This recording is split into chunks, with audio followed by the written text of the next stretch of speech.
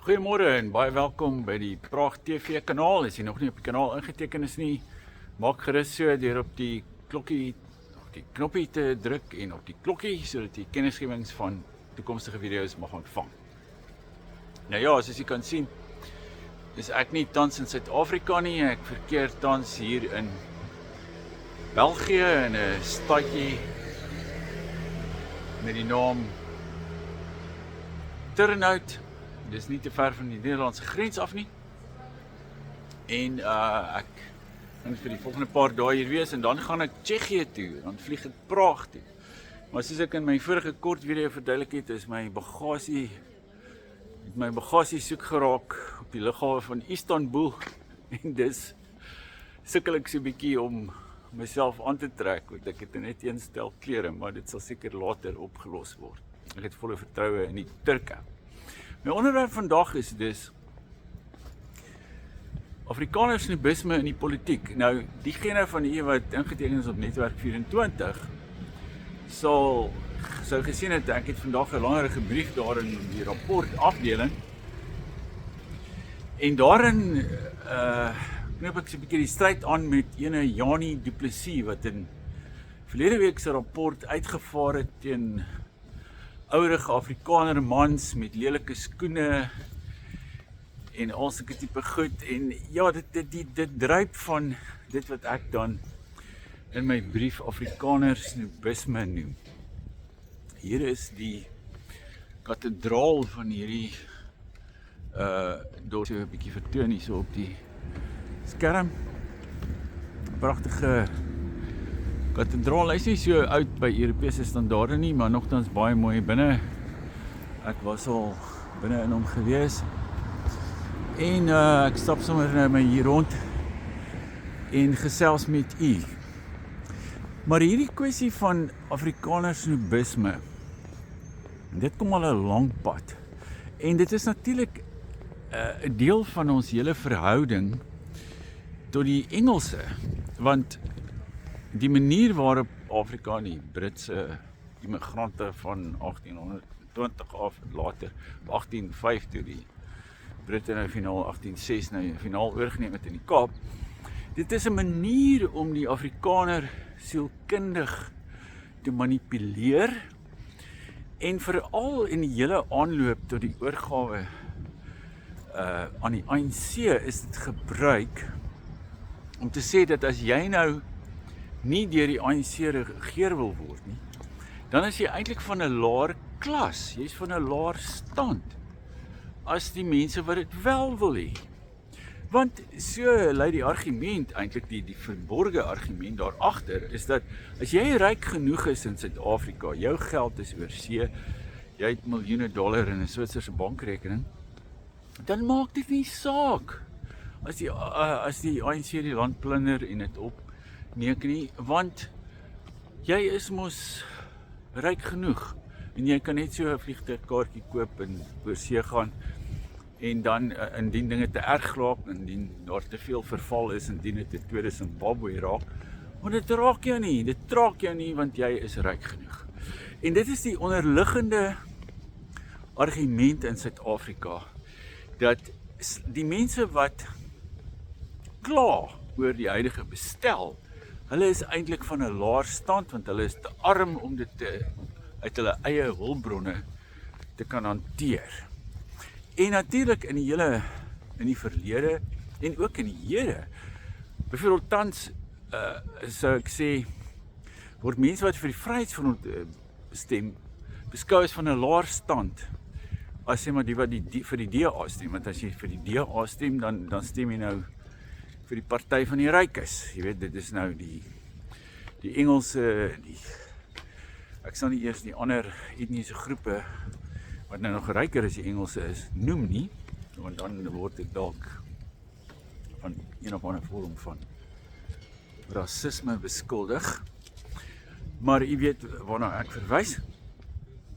En sodoende word mense dan gemanipuleer om te sê, nee maar, jy weet die Vryheidsfront is eintlik 'n agterlike party en as jy liberaal en ryk genoeg is, dan stem jy vir die DA. En dit geld op ander gebiede ook, soos hierdie Janie Du Plessis wat nou uitgevaar het teen Afrikaner mans wat konseis lelik aantrek. Wel, dis waar dat ons mense is nie so, hulle trek nie so mooi aan soos die Parysenaars in Frankryk nie, of selfs in Stockholm in Swede trek mense baie mooi aan, maar dit is nie, in ons klimaat in Suid-Afrika dra ons maar eintlik baie min klere in die somer, en dus is daar nie soveel geleentheid om uiting te gee aan jou mode gevoelens nie, of jou modieuse aspirasies, of jou styl nie. Dit is soos wat daar byvoorbeeld in Europa is, met hulle lang winters, en dan moet jy baie klere dra van 'n sekere styl. Maar die punt is dat ons moet ons nie langer laat manipuleer nie, en hierdie mense wat, hierdie vreeslike snaaks wat nou sê as jy pro-Afrikaans is en jy wil jou kind na Afrikaanse skool toe stuur, of jy's 'n stoere Afrikaner, dan beskou hulle jou as van 'n laer stand, as die anglofiel, die persoon wat sy kinders na 'n Engelse privaat skool stuur, of wat byvoorbeeld lid is van 'n sekere klub of iets van die aard. Alles wat die Britte natuurlik by uitstek in hulle eie land ook beoefen, waar hulle ook neersien op hulle eie mense. Ek het nou nog iets gelees van as twee mense vir 'n werk aansoek doen in die stad van Londen, dan en die een was op Eton en die ander ene nie, dan kry die persoon van Eton die werk. En as daar albei van Eton is en die een dra bruin skoene en die ander ene dra swart skoene, dan kry die een met die swart skoene die werk. Nou dis hoe dit in Engeland werk. En dit is hierdie vorm van snobisme wat die Engelse in Suid-Afrika en natuurlik hierdie anglofiele Afrikaners soos Janie Du Plessis en ander mense van kyk net byvoorbeeld die kyk net mense wat so verskriklik lelik aantrek met hulle polyester dasse en hulle swart hemde en ander afskuwelikhede. Hulle is besig om ons te snoebeer en te sê dat ons verskriklik lelik is en oor geen styl beskik nie, en dat ons politiek veral baie lelik is, want jy mag nie in Suid-Afrika mag jy glad nie vir jou eie mense opkom nie. Jy mag nie sê dat jy vir jou eie volk 'n toekoms in die land wil sien. Nee, dit is in swak smaak. Jy moet heeltemal net onderdanig wees teenoor die heersende orde. Nou hierso is lyk my so 'n straatmark aan die gang. Ek kan maar 'n bietjie omdraai. Ja, ek geniet dit hier om so 'n bietjie rond te loop en die mense hier te aanskou. Hier is 'n baie mooi gebou ook. Ek dink hulle noem dit die Warande. En daar aan die ander kant is daar ook 'n pragtige stadsbiblioteek. Ja, dit is my altyd interessant hier om te sien hoe die mense hulle eie kultuur uitlewe. En daar is byvoorbeeld in sommige van die winkels hier is daar gedigte opgeplak op die ruitte, want hulle het een of ander kompetisie hier gehad vir mense om gedigte te skryf oor hulle eie buurt of hulle eie stad. En dis te wonderlik om al hierdie gedigte op al die winkelruimte te sien. En in hierdie pragtige mooi biblioteek van hulle is daar ook allerlei kulturele aktiwiteite. En dit maak my eintlik so hartseer dat ons mense in Suid-Afrika wat ook alles wat nodig was vir die uitlewing en die instandhouding in die bestendiging van ons eie kultuur. Ons het dit alles gebou en dit is toe van ons afgevat, afgeneem deur snobistiese Engelse en verraaier kaners, soos ek hulle noem, wat uit snobisme en onnoosheid eintlik ons toekoms vir 'n pot lensiesop, of nie eens vir 'n pot lensiesop nie, verkwansel het. Hier sien jy ook die agterkant van die gebou. En net hier voor om die draai is die Stadsbiblioteek. Ja, daar staan ook daar voor de Warande en dis 'n teater. En hier voor om die draai is ook die biblioteek. Ja, ons het nodig om weer na onsself te kyk en hoe ons onsself beter kan handhaaf op die manier waarop ons stamvolkere hier in Europa dit doen, deur eenvoudig pragtige geboue op te rig, deur al hierdie kulturele aktiwiteite te organiseer. En natuurlik is hier en daar ook is daar ook vreemdelinge soos die wat nou hier so 'n bietjie my probeer pla. Ja, goeiemôre. Ja, ek spreek 'n bietjie Nederlands. Ja, foto. Ja, hier is ons nou by die biblioteek waar ek ook al voorheen was.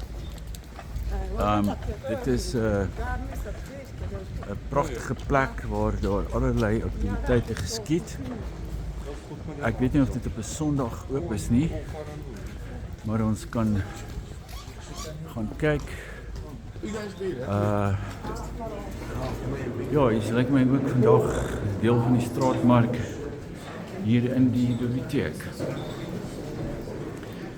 En ja, daar staan dit biblioteek en argief. Ek sal later in die week dalk, miskien as ek terugkom van Praag en van Tsjechië, ek gaan ook 'n bietjie rondreis in Tsjechië. Dan sal ek hier ook hier op 'n toer van die biblioteek neem, sodat jy kan sien hoe dit lyk en die pragtige manier waarop dit ingerig is. Want dit is die tipe standaard waarin ons behoort te voldoen in Suid-Afrika. Ons moet nie hierdie verhuidige geval in ons land waar nie. En as mens nou praat van die vreemdelinge of die noem hulle maar die volksvreemdes hier in Europa waarvan daar natuurlik ook sprake is, dan verteenwoordig hulle ook 'n gevaar vir hierdie samelewing. En geen wonder dat daar 'n hele beweging in die hele Wes-Europa is en selfs in Oos-Europa dat sodanige mense teruggestuur behoort te word na hulle lande van herkoms, want hulle pas nie behoorlik in hierdie omgewing. Hulle beskik nie oor dieselfde waardes nie. En hulle is ook nie in staat daartoe om hierdie pragtige argitektuur en kult bring wat ons hier rondom ons aanskou nie en kan beleef nie. Hier is ongelooflike musiekuitvoerings en teater en poësie, soos ek voorheen gesê het, waarin 'n mens jou kan verkneukel in enige medium grootte Vlaamse stad of Nederlandse stad of Franse stad of Duitse stad of wat die geval ook al mag wees. Ek sal nog so 'n klein entjie verder hier afstap. Ek was gister in hierdie straat toe ons net hier aangekom het. Die stasie is daar bo en van daar af kan 'n mens natuurlik dan Antwerpen en Brussel en die ander stede kom. Ek gaan trouens Dinsdagoggend baie vroeg die trein moet haal en dan op 'n vliegtuig klim. Praag toe. Praag TV in Praag. Pro-Afrikaanse aksiegroep.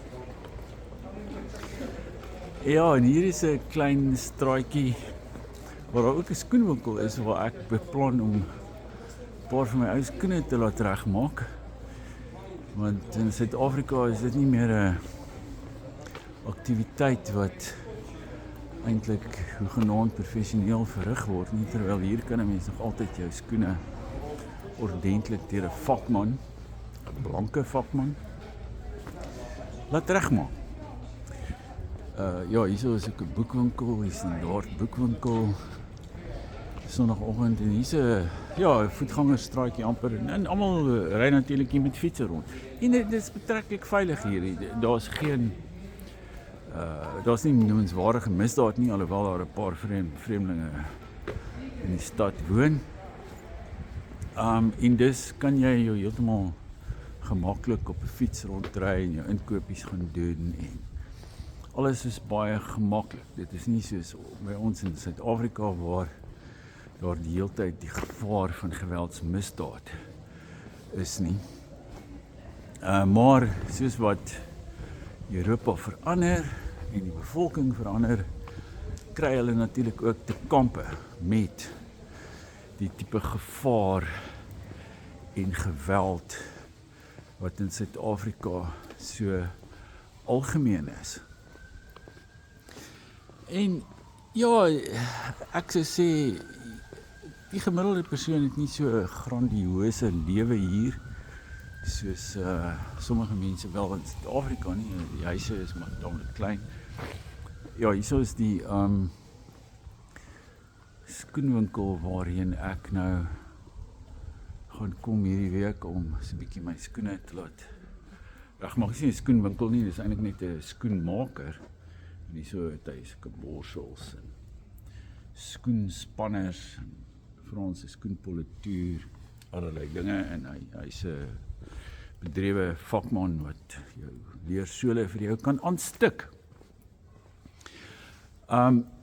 Ja, wat ek wil sê, is die geboue, ek sien dit amper van hierdie is nou van hierdie is nou 'n bietjie meer modern, maar daar is sommige areas in die stad wat honderde jare oud is en klein ou huisies met, jy weet, waarin mense nou honderde jare gelede geleef het, amper die ekwivalent van ons soort hartbeeshuisie in Suid-Afrika. Dit was nou maar wat mense destyds kon bou, maar die ongelooflike vakmanskap van sommige van hierdie ou gebouetjies en huisies wat hulle gebou het so langs mekaar, wat vir honderde jare al staan en vir honderde jare onderhou word, terwyl vergelyk dit nou met 'n plek soos Hillbrow in Johannesburg. Ja, hier kom die bus nou net so pas verby. Ja, blykbaar kan 'n mens vir R100 omtrent van hier af tot in Brussel gaan per trein. In Hillbrow in Suid-Afrika vir die afgelope 30 jaar kon hulle nie eers die geboue onderhou nie. En daar's volslae verval in daardie area waar ek dink ek sal net in 'n systraat kom. Alhoewel hier's nou nie vreeslik busse nie, maar daar was nou 2 wat net hier afgery het. Hulle kon nie eers vir 30 jaar 'n woonstelbuurt soos Hillbrow in Johannesburg of Sunnyside in Pretoria kon hulle onderhou nie. Wat nog te sê vir honderde jare, soos wat dit hier geskied nie. Jy weet, en waar alles netjies en skoon is, daar's nie papiere wat rondloop op straat nie, alhoewel hier het iemand nou sy pakkie sigarette laat val, sy sigaretpakkie. Maar oor die algemeen is dinge skoon en netjies en dit funksioneer. Soos dit in enige Europese samelewing, westerse samelewing, Europese samelewing behoort te geskied. Maar dit behoort ons strewe te wees uiteindelik om weer die soort kulturele homogeniteit te verwerf wat mense hier kan geniet elke dag sonder dat hulle eers daarvan bewus is in watter mate hulle eintlik ontsettend bevoorreg is om tussen hulle eie mense te kan leef met hulle eie kultuur, met hulle eie taal. Natuurlik Nederlands, Vlaams en Nederlands wat oral hier gepraat word. En mense dink nie eens daaraan om jou in 'n ander taal aan te spreek nie. Dit is dit wat ons verloor het en wat ons weer moet herwin. En dit is waaroor ons stryd vandag in Suid-Afrika gaan, om weer die vanselfsprekende terug te kry wat deur hierdie snobs, hierdie Afrikaner snobs en die fabelagtige ryk Engelse in ons land wat reg sit om na die ander uithoeke van die empire te verkas met hulle miljoene in Switserse bankrekenings. Hulle gee nie om vir die toekoms van Suid-Afrika nie, terwyl ons kan nie anders as om daarvoor om te gee nie en dat ons eie toekoms weer moet terugkry, moet terugwen. Daar waar ons tans natuurlik afskuwlik oorheers word en gedwing word om aan allerlei aktiwiteite deel te neem waaraan ons nie wil deelneem nie, as ook om die omstandighede van werkloosheid en armoede en diskriminasie te verduur wat ons tans in soveel wel in 'n uitermate manier moet verduur.